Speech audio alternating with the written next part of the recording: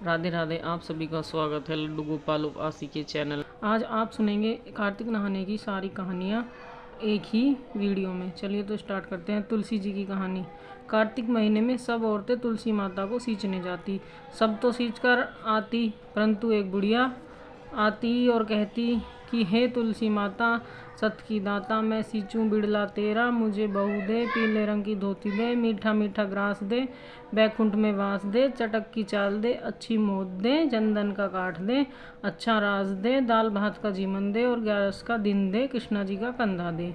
तब तुलसी माता यह बात सुनकर सूखने लगी तो भगवान ने पूछा कि हे तुलसी माता, तुम क्यों सूख रही हो? तुलसी माता ने कहा, मेरे मन की बात मत पूछो। भगवान ने कहा, अगर मैं यह बात नहीं पूछूंगा तो कौन पूछेगा? तो तुलसी माता ने कहा, एक बुढ़िया रोज आती है और यही बात कह कर जाती है, परंतु मैं सब बात तो पूरी कर दूंगी, लेकिन कृष्ण का कंधा कहाँ से दूंगी? तो कृष्ण भगवान बोले कि जब वह मरेगी तो अपने आप कंधा दे आऊँगा, तू बुढ़िया माई से कह दियो। बाद में बुढ़िया माई मर गई।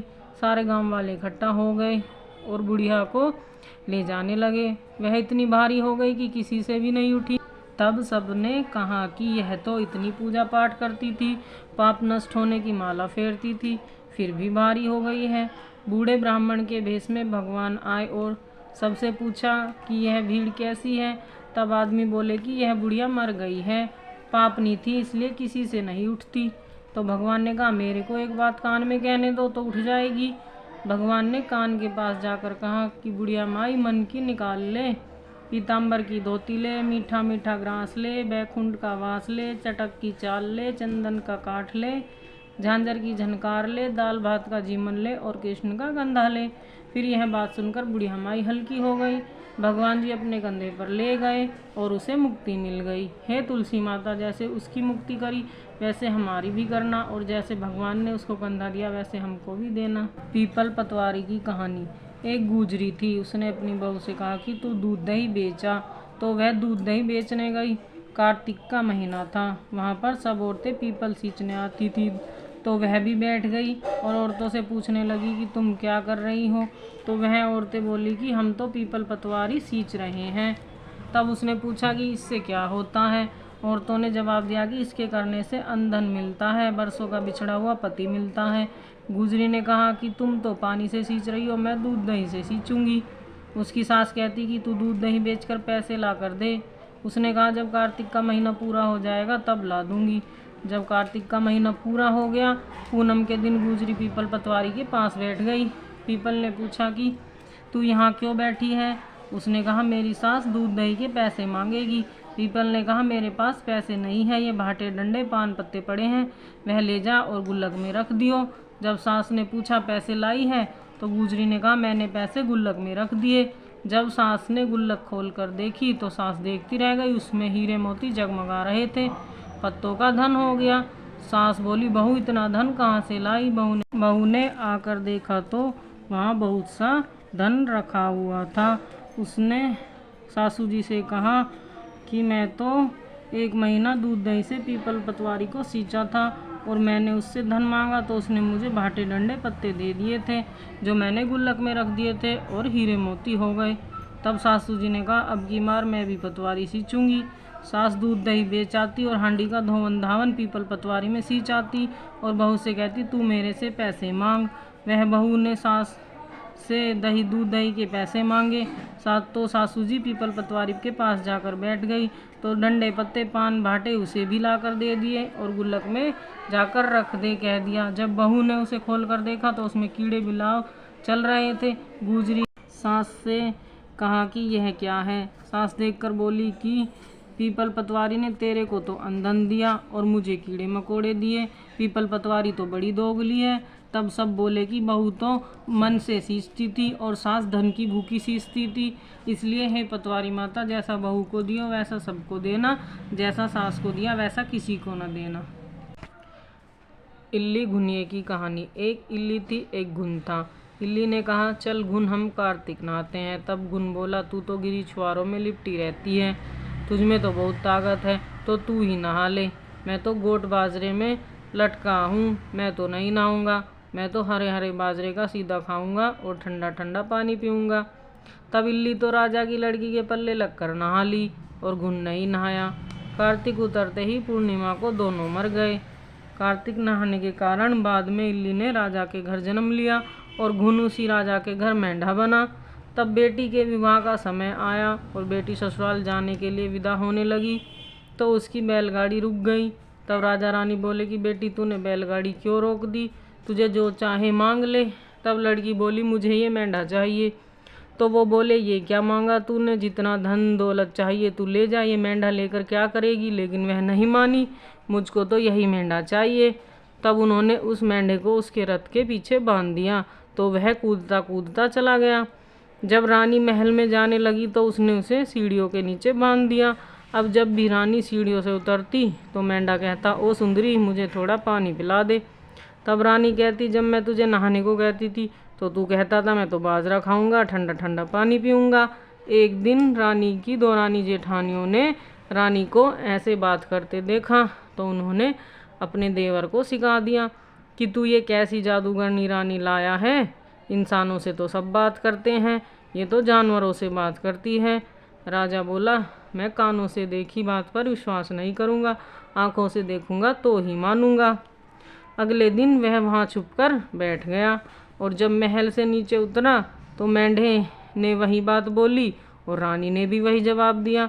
तो वह अपनी तलवार निकालकर खड़ा हो गया और बोला तू इस जानवर से क्या बात कर रही है, सारी बात बता, नहीं तो मैं तुझे अभी तलवार से मार डालूंगा। रानी ने कहा औरत का भेद नहीं खोलना चाहिए। तब राजा बोला मुझे कुछ नहीं पता, मुझे तो जो बात है वह पता करनी है। तब रानी ने कहा पिछले जन्म में मैं तो इल्ली थी और ये घुन था। तब मैंने इसे कहा चल घुन कार्तिक नहाते हैं, तो ये नहीं नहाया जिससे ये मेंढा बन गया और मैं राजा की बेटी के पल्ले लगकर नहा लेती थी तो उसके पुण्य से मैंने राजा के घर जन्म लिया। अब हम तो अपने पिछले जन्म की बात कर रहे थे। यह बात सुनकर राजा ने पूछा कार्तिक नहाने से इतना फल मिलता है। तब रानी ने कहा कार्तिक नहाने के पुण्य से ही मैं आपके घर में राजपाट कर रही हूँ। तब राजा ने कहा अगर इसका इतना फल है तो हम अब दोनों जोड़े से नहाएंगे और खूब दान पुण्य करेंगे, जिससे आगे हमें और सुख मिलेगा। दोनों जने कार्तिक नहाने लगे जिससे राजा के घर में बहुत धन संपत्ति हो गई। हे कार्तिक महाराज जैसा इल्ली को सुख दिया वैसा सबको देना, जैसा घुन को दिया वैसा किसी को न देना। लपसी तपसी की कहानी। एक लपसी था एक तपसी था। तपसी तो भगवान की तपस्या करता और लपसी सवा शेर की लस्सी बनाकर भगवान का भोग लगाता और टाली हिलाकर झीम लेता। एक दिन दोनों लड़ने लगे। तपसी बोला कि मैं बड़ा हूँ, लपसी बोला मैं बड़ा हूँ। इतने में नारद जी आए और पूछे कि तुम क्यों लड़ रहे हो। तो लपसी ने कहा मैं बड़ा हूँ और तपसी ने कहा मैं बड़ा हूँ। तपसी बोला कि मैं तुम्हारा फैसला कर दूंगा। दूसरे दिन तपसी नहाकर आने लगा तो नारद जी ने 1.25 करोड़ की अंगूठी उसके आगे फेंक दी। उसने आँख खोल कर देखा तो 1.25 करोड़ की अंगूठी पड़ी है। तपसी ने वह अंगूठी उठाकर गोद के नीचे दबा ली, तपस्या करने लगा। लपसी सुबह उठकर नहाकर 1.25 सेर लस्सी बनाकर भगवान को भोग लगाकर टाली हिलाकर झीमने लगा। इतने में नारद जी आए और दोनों को बिठाया। वे दोनों बोले कि कौन बड़ा है। तब तपसी ने कहा मैं बड़ा हूँ। नारद जी बोले तू तो घोड़ा उठा। घोड़ा उठाया तो 1.25 करोड़ की अंगूठी निकली। तब नारद जी बोले ये अंगूठी तूने चुराई है इसलिए तेरी तपस्या भंग हो गई, इसलिए लपसी बड़ा है। तो तपसी बोला कि महाराज मेरी तपस्या का फल कैसे मिलेगा। नारद जी बोले तेरी तपस्या का फल कार्तिक के नहाने वाली देंगी। नारद जी बोले सबकी कहानी कहकर तेरी कहानी न कहेंगी तो कार्तिक का फल तुझे हो जाएगा। गंगा जमुना की कहानी। एक गंगा थी एक जमुना थी। दोनों बहनें एक साहूकार के खेत से जा रही थी तो जमुना ने 13 जौ के दाने तोड़ लिए। तो गंगा बोली कि बहन तेरे तो ग्रहण लग गया, यह तो चोरी हो गई। तब जमुना बोली कि बहन अब ग्रहण कैसे उतरेगा। तो गंगा ने कहा कि 12 वर्ष तक साहूकार के यहाँ नौकरी कर तो तेरा ग्रहण उतर जाएगा। बाद में जमुना साहूकार के यहाँ गई और बोली कि मुझे नौकरी पर रख लो, मैं तुम्हारे सारे काम कर दूंगी परंतु 4 काम नहीं करूंगी। झूठे बर्तन नहीं मांजूंगी, झाड़ू नहीं लगाऊंगी, बिस्तर नहीं बिछाऊंगी और दीवा नहीं चासूंगी। तो साहूकार ने उसे नौकरी पर रख लिया। 12 वर्ष के बाद कुंभ का मेला आया तब साहूकार साहूकारनी कुंभ के मेले में जाने लगे तो जमुना ने उसको एक सोने का टका दिया और कहा कि वहाँ मेरी बहन गंगा है, उसको यह टका दे देना और कह देना कि तेरी बहन ने भेजा है, और वह गोरे गोरे हाथों में हरी हरी चूड़ियाँ पहनकर हाथ पसार कर ले लेगी। उसने वहाँ जाकर गंगा जी को सोने का टका दे दिया तो उसने हाथ पसार कर ले लिया और बोली, मेरी बहन जमुना से कहना कि तेरे 12 वर्ष पूरे हो गए, इसलिए अब तू आ जा। साहूकार साहूकारनी आए तब जमुना मटके में पानी भर रही थी तो वह दोनों जमुना से बोले कि तेरी बहन को सोने का टका दे दिया तो उसने कहा है कि अब तेरे 12 वर्ष पूरे हो गए हैं, सो तू अब आ जा। इतना कहते ही जमुना जी वहाँ से सहस्त्र धारा होकर बहने लगी।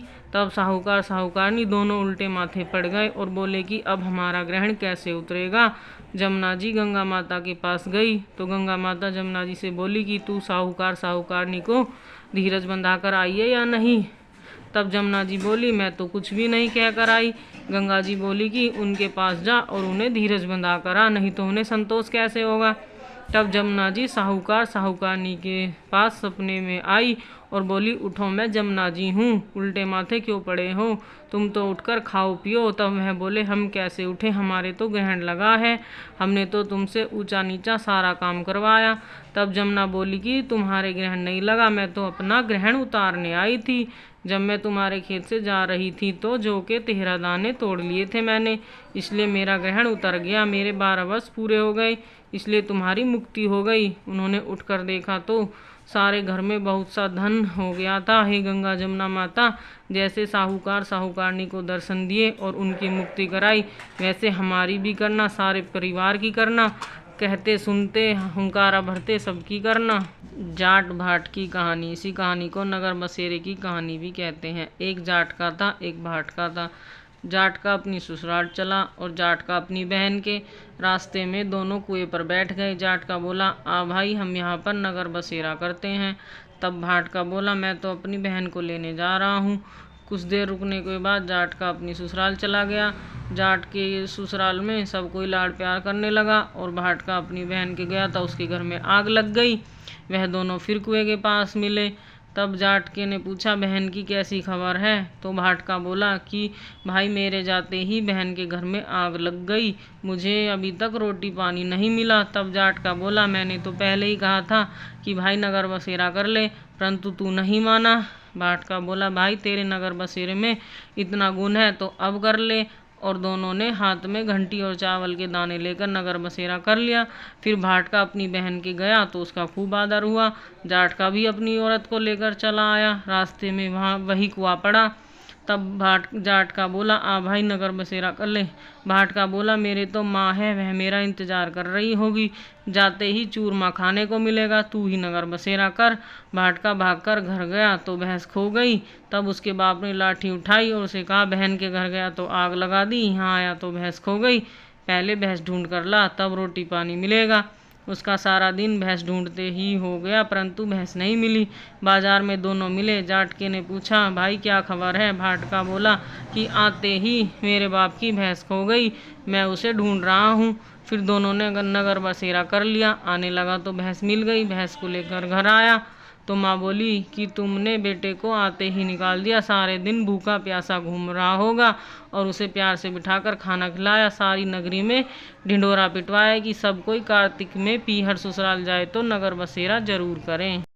आठों बारों की कथा। एक माँ बेटे थे। माँ गंगा जी नहाने गई तो अपनी बहू से कह गई कि मेरे बेटे को सुबह रोटी दे दियो। उसने कहा, अच्छा दे दूंगी। सुबह बेटा बोला, माँ रोटी दे। तब बहू बोली, न माँ है न रोटी है, कमा के लाओगे तो ही रोटी मिलेगी। बेटा बोला, मुझे तो कमाना नहीं आता, लेकिन बहू ने नहीं मानी। तब बेटा बोला, अच्छा 4 रोटी और अचार दे दो। बहू ने बना के दे दिया। वो रोटी लेकर कुएं की पाल पर उदास होकर बैठ गया और सोचने लगा, मैं तो कमाना जानता नहीं हूँ, अब क्या करूँ। भगवान ब्राह्मण का वेश बनाकर वहाँ आए और बोले, तुम ऐसे उदास क्यों बैठे हो। तो वह बोला, मेरी पत्नी ने कहा है कि कमा कर लाओगे तो ही रोटी मिलेगी, लेकिन मुझे कमाना नहीं आता। तब भगवान बोले, भैया कमाना तो मुझे भी नहीं आता, लेकिन मैं 8 वारों का नेम जानता हूँ, जिससे तुम्हारे अटूट भंडारे हो जाएंगे। चावल के दाने लाओ, पानी की घंटी लाओ, ढकों को उघाड़ो, उल्टों को सीधा करो। इतना कहकर ब्राह्मण ने कहानी कही। उसने सुनी। इतवार, सोमवार, मंगलवार, बुधवार, बृहस्पतिवार, शुक्रवार, शनिवार, 8 वारों का आसरा, भरियो पीहर सासरा। बस उसके अटूट भंडारे होते चले गए। जब वह घर पहुंचा तो बीवी बोली, क्या लाए हो? उसने कहा, 8 वारों का नेम लाया हूँ। तब बीवी ने सोचा, चलो कुछ तो लाया है। वो बोला, चावल के दाने और पानी की घंटी ला, उल्टों को सीधा कर, ढकों को उघाड़। फिर उसने कहानी कही। बीवी ने सुनी। इतवार, सोमवार, मंगलवार, बुधवार, बृहस्पतिवार, शुक्रवार, शनिवार, 8 वारों का आसरा, भरियो पीहर सासरा। कुछ दिन बाद वो बहू से बोला, मैं बेटी के जा रहा हूँ। फटे कपड़े पहनकर बेटी के घर चला गया तो बच्चे बोले, नाना आए, नाना आए। बेटी बोली, कैसे भेष में आए हैं?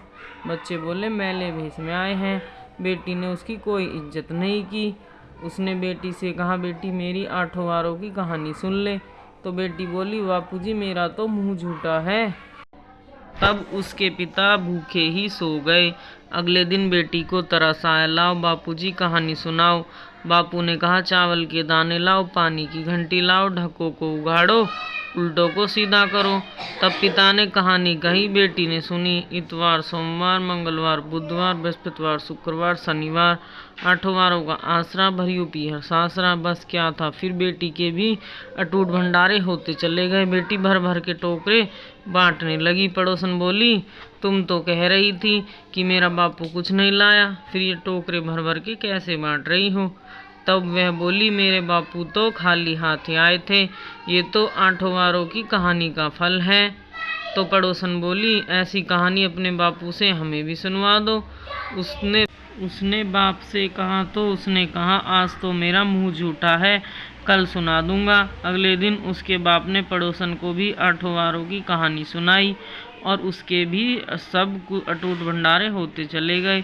जैसे उस ब्राह्मण की 8 वारों की कहानी से सबके अटूट भंडारे हुए, वैसे ही सबके करना, कहते सुनते हुंकारा भरते, सारे परिवार के करना, हमारे भी करना। नित्य नेम की कहानी। एक छोटी सी लड़की थी, नित्य नेम की पूजा करती थी। एक दिन उसकी भाभी बोली, काम की ना धाम की, सारे दिन नित्य नेम करती है।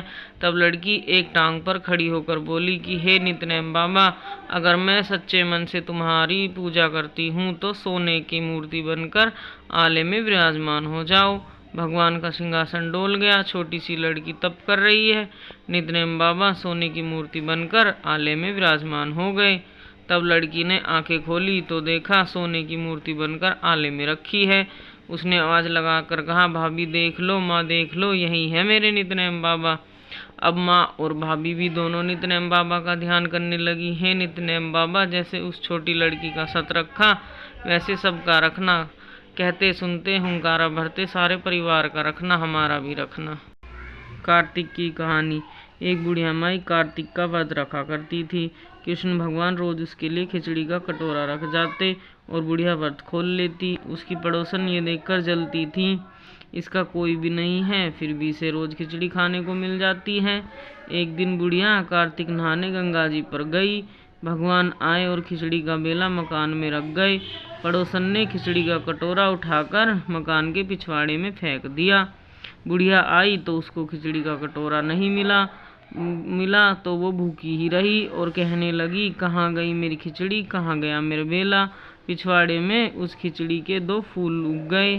राजा आया और उन फूलों को तोड़कर ले गया। रानी ने जब वो फूल सूंघा तो उसके गर्भ रह गया। राजा रानी के कोई संतान नहीं थी। उन फूलों को सूंघने से रानी के 2 लड़के हुए। धीरे धीरे लड़के बड़े होने लगे। दोनों किसी से बात नहीं करते थे। वो दोनों शिकार खेलने जाते तो रास्ते में बुढ़िया मिलती तो बुढ़िया कहती, कहाँ गई मेरी खिचड़ी, कहाँ गया मेरा बेला। तो लड़के जवाब देते, हम ही तेरी खिचड़ी, हम ही तेरा बेला। जब भी लड़के शिकार खेलने जाते और बुढ़िया ये कहती तो लड़के वही जवाब देते। जब राजा को ये बात पता चली तो उसने बुढ़िया को बुलवाया और कहा, ये दोनों लड़के हमसे तो बोलते नहीं हैं, तुमसे कैसे बोलते हैं? बुढ़िया ने कहा, मुझे इस बात का नहीं पता, लेकिन मैं कार्तिक का व्रत करती थी तो कृष्ण भगवान रोज मुझे खिचड़ी देकर जाते थे। एक दिन मुझे खिचड़ी नहीं मिली। जब मैं कहने लगी कहाँ गई मेरी खिचड़ी, कहाँ गया मेरा बेला, तब लड़के बोले तुम्हारी पड़ोसन ने खिचड़ी फेंक दी थी तो उसके 2 फूल बन गए। फूल राजा तोड़ कर ले गया, उससे हम लड़के हो गए। हमें तो भगवान ने इस बुढ़िया के लिए ही भेजा है। तब राजा ने बुढ़िया को अपने महल में ही रख लिया। हे कार्तिक के राय दामोदर, जैसा आपने उस बुढ़िया को दिया वैसा सबको देना। कहते सुनते हुंकारा भरते सारे परिवार को देना, हमको भी देना। तारा भोजन की कथा। एक राजा की लड़की तारा भोजन करती थी। उसने अपने पिताजी से कहा मुझे 9 लाख तारे बनवा दो, मैं दान करूंगी। राजा ने सुनार को बुलवाया और बोला मेरी बेटी तारा भोजन करती है तो तुम 9 लाख सोने के तारे बना दो। ये बात सुनकर सुनार सूखने लगा। तब उसकी पत्नी ने पूछा तुम इतने उदास क्यों हो। उसने कहा राजा ने 9 लाख तारे बनाने के लिए कहा है, लेकिन मैं कैसे बनाऊं, मुझे तो बनाने नहीं आते। राजा अगर नाराज हो गया तो मुझे कोल्हू में पिलवा देगा। तब उसकी पत्नी बोली इसमें परेशान होने की क्या बात है, गोल सा पतरा काट कर छोटी छोटी कलियां काट देना, राजा ले जाएगा। सुनार ने ऐसा ही किया, राजा तारे ले गया। राजा की लड़की ने 9 लाख तारे और बहुत सा धन दान किया। भगवान का सिंहासन डोलने लगा। उन्होंने कहा कौन इतना नेम कर रहा है। 3 फूट देखा तो कोई नहीं दिखा, चौथी फूट देखा तो राजा की लड़की तारा भोजन कर रही है।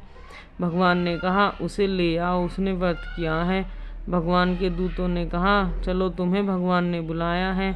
उसने कहा मैं ऐसे नहीं जाऊंगी, मैं तो अपनी सारी प्रजा को, उस सुनार को जिसने मेरे लिए तारे बनाए हैं, जिसने कहानी सुनी है, उन सब को लेकर जाऊंगी। तब दूत बड़ा विमान लेकर आए और बोले चलो, तो वह बोली हाँ अब मैं चलूंगी। जब सब विमान में बैठकर जाने लगे तो रास्ते में उसे अभिमान हो गया कि मैं तारा भोजन व्रत नहीं करती तो सबको स्वर्ग कैसे मिलता। ये देखकर दूत ने उसे विमान से नीचे उतार दिया कि तुम्हें अभिमान हो गया है तो इसलिए तुम स्वर्ग नहीं जा सकती। तब भगवान के दूत भगवान के पास पहुँचे तो भगवान ने कहा इन सब में तारा भोजन करने वाली कौन सी है। तो दूत बोले कि उसको तो अभिमान हो गया था प्रभु, इसलिए हम उसे छोड़ आए। भगवान बोले उसे लेकर आओ। लड़की ने 7 बार क्षमा मांग ली है, क्षमा क्षमा क्षमा क्षमा क्षमा क्षमा। हे भगवान, जैसे राजा की लड़की को स्वर्ग दिया वैसे सबको देना।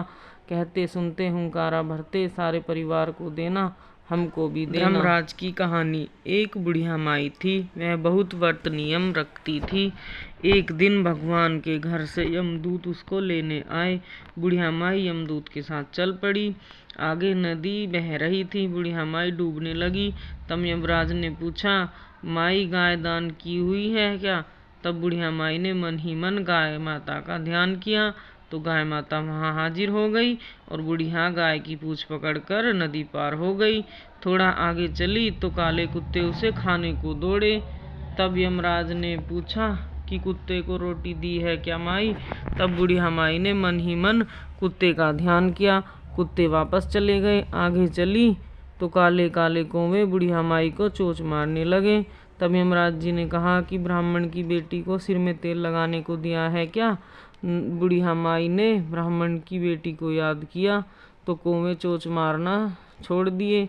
आगे गई तो पैरों में कांटे चुभने लगे। तब यमराज ने कहा चप्पल दान की है क्या। बुढ़िया माई ने याद किया तो चप्पल पैरों में आ गई। आगे चली तो चित्रगुप्त जी ने यमराज से कहा आप किसको ले आए। तब यमराज ने कहा बुढ़िया माई ने दान पुण्य तो बहुत किया है लेकिन धर्मराज का कुछ नहीं किया, इसलिए इसके आगे के द्वार बंद हैं। तब बुढ़िया माई बोली मुझे 7 दिनों के लिए धरती पर वापस जाने की आज्ञा दे दो, तो 7 दिन कहानी कहकर उद्यापन करने के बाद मैं वापस आ जाऊंगी। बुढ़िया माई वापस धरती पर आ गई। पूरे गांव में खबर फैल गई कि बुढ़िया माई भूतनी का रूप लेकर वापस आ गई है। जब वो अपने घर गई तो बेटे बहू ने भूतनी समझकर घर के किवाड़ बंद कर दिए। तब उसने बेटे बहू से कहा कि मैं भूतनी नहीं हूँ, मैं तो धर्मराज जी के कहने पर वापस आई हूँ। मैं हर दिन धर्मराज जी की कहानी सुनकर उद्यापन करके वापस चली जाऊंगी। पर लोग ये सुनकर बेटों ने उद्यापन की पूजा की सारी सामग्री इकट्ठी कर दी, लेकिन कहानी का हुंकारा नहीं भरा। तब बुढ़िया माई पड़ोसन के पास गई और उससे कहने लगी कहानी सुनने के लिए। तो पड़ोसन ने कहानी सुनी और हुंकारा भी भर दिया। बुढ़िया माई ने 7 दिनों के बाद कहानी सुनकर उद्यापन कर दिया, सारा सामान दान कर दिया। धर्मराज जी ने बुढ़िया माई के लिए धरती पर विमान भेजा। विमान देखकर सभी गांव वाले स्वर्ग जाने के लिए तैयार हो गए। तब बुढ़िया माई बोली, मेरी कहानी तो सिर्फ पड़ोसन ने सुनी थी। सारे गांव वालों ने बुढ़िया माई के पांव पकड़ लिए और उससे धर्मराज जी की कहानी सुनाने को कहा। कहानी सुनने के बाद विमान में बैठकर स्वर्ग पहुंच गए। तब धर्मराज जी बोले, मैंने तो सिर्फ बुढ़िया माई के लिए विमान भेजा था, यहाँ तो पूरे गांव वाले इकट्ठा हो गए। तब बुढ़िया माई ने कहा, मेरी कहानी इन सब ने भी सुनी है, इसलिए आधा पुण्य इनको भी दे दो। तब धर्मराज जी ने सारे गांव वालों को स्वर्ग में वास दे दिया। हे धर्मराज जी महाराज, जैसे बुढ़िया माई को स्वर्ग दिया वैसे सभी को देना। कहते सुनते हुंकारा भरते सारे परिवार को देना, हमको भी देना। लक्ष्मी जी की कहानी। एक साहूकार की बेटी थी, वह रोजाना पीपल सींचने जाया करती थी। पीपल में से लक्ष्मी जी निकलती और चली जाती। एक दिन लक्ष्मी जी ने साहूकार की बेटी से कहा, तू मेरी सहेली बन जा। तब लड़की ने कहा कि मैं अपने पिताजी से कल पूछकर बताऊंगी, तब कल सहेली बन जाऊंगी। तब घर जाकर उसने अपने पिता से सारी बात बताई। तो पिताजी ने कहा, यह तो लक्ष्मी जी हैं और हमें क्या चाहिए, तू सहेली बन जा। दूसरे दिन साहूकार की बेटी पीपल सींचने गई और लक्ष्मी जी की सहेली बन गई। एक दिन लक्ष्मी जी ने साहूकार की बेटी को जीमने का न्योता दिया। तब साहूकार की बेटी लक्ष्मी जी के यहाँ जीमने गई तो लक्ष्मी जी ने उसे ओढ़ने को दुसाला दिया। सोने की थाली में सोने की चौकी पर बैठाकर अनेकों प्रकार के भोजन करवाए। जब साहूकार की बेटी खा पी कर अपने घर को चलने लगी तो लक्ष्मी जी ने उसे पकड़ लिया और कहा, मैं भी तेरे घर जीमने आऊँगी। तब उसने कहा, अच्छा आ जाना। घर जाकर वह रूठ कर बैठ गई। तब साहूकार ने पूछा कि लक्ष्मी जी तो भोजन करने आएंगी तो तू उदास होकर बैठी है। तब साहूकार की पुत्री ने कहा, पिताजी लक्ष्मी जी ने मुझे इतना दिया और बहुत सुंदर भोजन कराया, मैं उन्हें किस प्रकार खिलाऊंगी, हमारे घर में तो कुछ भी नहीं है। तब साहूकार ने कहा, जो अपने से बनेगा उतना कर देंगे, परंतु तू गोबर मिट्टी से चौका देकर सफाई कर ले, चौमुखा दीपक बना ले और लक्ष्मी जी का नाम लेकर बैठ जा। उसी समय एक चील किसी रानी का नौलखा हार उठा लाई और उस साहूकार की पुत्री के पास डाल गई। साहूकार की बेटी ने उस हार से सोने की चौकी, सोने का थाल, सौल दुसाला और अनेकों प्रकार के भोजन की तैयारी की। फिर आगे आगे गणेश जी और लक्ष्मी जी साहूकार की बेटी के यहाँ आ गए। साहूकार की बेटी ने लक्ष्मी जी से सोने की चौकी पर बैठने के लिए आग्रह किया। लक्ष्मी जी ने सोने की चौकी पर बैठने से मना कर दिया और कहा, इस पर तो राजा रानी बैठते हैं। तब साहूकार की बेटी कहा कि तुम्हें हमारे यहाँ तो बैठना ही पड़ेगा। तब लक्ष्मी जी उस चौकी पर बैठ गई। तब साहूकार की पुत्री ने लक्ष्मी जी को अनेक प्रकार से सेवा की। इससे लक्ष्मी जी अति प्रसन्न हो गई और साहूकार के यहाँ बहुत धन दौलत हो गई। हे लक्ष्मी माता, जैसे साहूकार की बेटी की चौकी पर बैठी और उसको धन दिया, वैसे ही सबको देना। कहते सुनते हुंकारा भरते सारे परिवार को देना, हमको भी देना। आंवलिया नवमी की कथा। एक आंवलिया राजा था, वह रोज 1.25 मन सोने के आंवले दान करता था और बाद में जीमता था। एक दिन उसके बेटे बहुओं ने सोचा कि इतना आंवला रोज दान करेंगे तो सारा धन खत्म हो जाएगा, इसलिए इनका दान बंद कर देना चाहिए। राजा रानी दुख के मारे उजाड़ वन में जाकर बैठ गए। उन्होंने भूखे प्यासे बैठे रहे। 7 दिन हो गए, वह आंवले का दान न कर सके तो इसलिए उन्होंने कुछ खाया नहीं। तब भगवान ने सोचा कि अगर मैंने अब इनका सत नहीं रखा तो दुनिया में मुझे कोई नहीं मानेगा। भगवान राजा के सपने में आकर बोले कि तू उठ और देख ले, तेरा पहले जैसा राजपाट हो गया है, आंवले का पेड़ लगा है, तुम आंवले दान करो और जीम लो। तब राजा रानी ने उठकर देखा तो पहले जैसा ही राजपाट हो गया, पेड़ पर सोने के आंवले लगे हैं। वे लोग फिर से रोज 1.25 मन आंवले का दान करने लगे। उसके बेटा बहू के घर अन्नदाता का बैर पड़ गया। आसपास के लोगों ने कहा कि जंगल में एक आंवलिया राजा है, तुम वहां पर चले जाओ तो तुम्हारा दुख दूर हो जाएगा। वह दोनों वहां पहुंच गए। वहां रानी ने उन्हें ऊपर से देख लिया और अपने आदमियों से बोला, इन्हें काम पर रख लो, काम तो कम कराना, मजदूरी ज़्यादा देना। एक दिन रानी अपनी बहू को बुलाकर बोली कि मुझे सिर सहित नहला दो। बहू सिर धोने लगी तो बहू की आंख से आंसू रानी की पीठ पर गिर गया। रानी ने पूछा, तूने मेरी पीठ पर आंसू क्यों गिराया, मुझे बता। बहू बोली कि मेरी सास की पीठ पर भी ऐसा ही मसला था। वह 1.25 आंवले का दान करते थे तो हमने उन्हें घर से निकाल दिया था। तब सास बोली कि हम ही तुम्हारे सास ससुर हैं, तुमने तो हमें निकाल दिया था, लेकिन भगवान ने हमारा सत रखा। हे भगवान, जैसे राजा रानी का सत रखा वैसे सबका रखना। कहते सुनते हुंकारा भरते सारे परिवार का रखना, हमारा भी रखना। पंच भीखू की कहानी। एक साहूकार के बेटे की बहू थी। वह कार्तिक के महीने में सुबह जल्दी उठकर गंगा जी नहाने जाती थी। वह पराये पुरुष का मुख नहीं देखती थी। राजा का लड़का भी गंगा जी नहाने जाता था। राजा का लड़का कहता था कि मैं सुबह नहाता हूँ, मेरे से पहले कोई नहीं नहाता। जब 5 दिन कार्तिक के रह गए तो उस दिन साहूकार के बेटे की बहू नहाकर जा रही थी और राजा का बेटा आ रहा था। शोर सुनकर जल्दी जल्दी जाने लगी, जिससे उसकी मोती की माला वहीं गिर गई। तब राजा के बेटे ने वह मोती की माला देखी तो देखकर कहा कि यह माला किसकी है जो इतनी सुंदर है, तो पहनने वाली कितनी सुंदर होगी। बाद में सारी नगरी में ढिंढोरा पिटवा दिया कि जिसकी यह माला है वह मेरे पास 5 रात आएगी, तब मैं उसकी माला दूंगा। और खुद वहां बैठ गया तोते का पिंजरा टांग कर। सुबह साहूकार की बहू आई तो पहली पेड़ी पर पैर रखा, बोली कि अगर मेरे में सत है तो इसे नींद आ जाए। और भगवान ने उसका सत रख लिया, उसे नींद आ गई और वह नहाकर चली गई। राजा का बेटा उठकर बैठ गया और तोते से पूछा, क्या वह आई थी? तोता बोला, आई थी। कैसी थी? तोता बोला, अप्सरा की जैसी थी, बिजली जैसी थी, झलकामड़ी, गुलाब जैसा रंग। राजकुमार ने कहा कि आज तो मैं उंगली चीर कर बैठ जाऊंगा, फिर नींद नहीं आएगी। दूसरे दिन वह उंगली चीर कर बैठ गया। तब वह आई तो भगवान से प्रार्थना करने लगी। इतना कहते ही राजकुमार को नींद आ गई और वह नहाकर चली गई। तब उसने उठकर तोते से पूछा तो उसने सारी बात बता दी। तब राजकुमार बोला, आज मैं आंखों में मिर्च डालकर बैठूंगा, और रात को मिर्च डालकर बैठ गया। वह आई और प्रार्थना करके नहाकर चली गई। तब राजकुमार ने पूछा कि वह आई थी? तो तोते ने कहा, आई थी। फिर उसने कहा, आज मैं बिना बिस्तर के बैठूंगा तो मुझे नींद नहीं आएगी। जब वह नहाने आई तो राजकुमार को नींद आ गई और वह नहाकर चली गई। राजकुमार ने उठकर देखा तो वह नहाकर चली गई थी। तो वह बोला, आज तो मैं अंगीठी पर बैठूंगा, जिससे नींद ही नहीं आएगी। वह आग की अंगीठी पर बैठ गया। साहूकार की बहू आई तो उसने भगवान से प्रार्थना की कि हे भगवान, 4 रात तो निकाल दी, आज की और निकाल देना। तो भगवान ने उसका शर्त रख लिया, उसे नींद आ गई। जब वह नहाकर जाने लगी तो वह तोते से बोली कि पापी हत्यारे से कह दियो कि तेरी 5 रात पूरी हो गई हैं, इसलिए मेरे मोतियों की माला मेरे घर भेज देना। वह उठा तो उसने तोते से पूछा कि वह आई थी? तोते ने कहा, वह आई थी और अपनी माला अपने घर मंगाकर गई है। तब राजकुमार ने सोचा कि वह तो सच्ची थी, उसका तो भगवान ने भी सत रख लिया। थोड़े दिन बाद राजकुमार के शरीर में कोढ़ निकल आया और वह तड़पने लगा। राजा ने ब्राह्मण को बुलाकर पूछा कि मेरे बेटे का शरीर क्यों जल रहा है? तब ब्राह्मण ने कहा कि उस साहूकार की बहू को धर्म की बहन बना ले और उसके नहाए हुए जल से नहाए तो इसका कोढ़ ठीक हो जाएगा।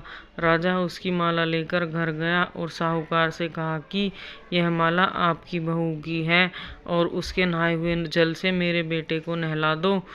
तो साहूकार ने कहा, वह तो किसी पराये पुरुष का मुख भी नहीं देखती, इसे नाली के नीचे बिठा देना, वह नहाएगी तो जो नाली से पानी गिरेगा उससे राजकुमार भी नहा लेगा। बाद में राजकुमार वहीं बैठ गया और नहाया तो उसकी चंदन जैसी काया हो गई। हे पंचभीखू देवता, जैसे साहूकार की बहू का सत रखा वैसे सबका रखना। कहते सुनते हुंकारा भरते सारे परिवार का रखना, हमारा भी रखना। वीडियो अच्छी लगी हो तो लाइक कमेंट शेयर करें, चैनल को सब्सक्राइब करें। राधे राधे, धन्यवाद।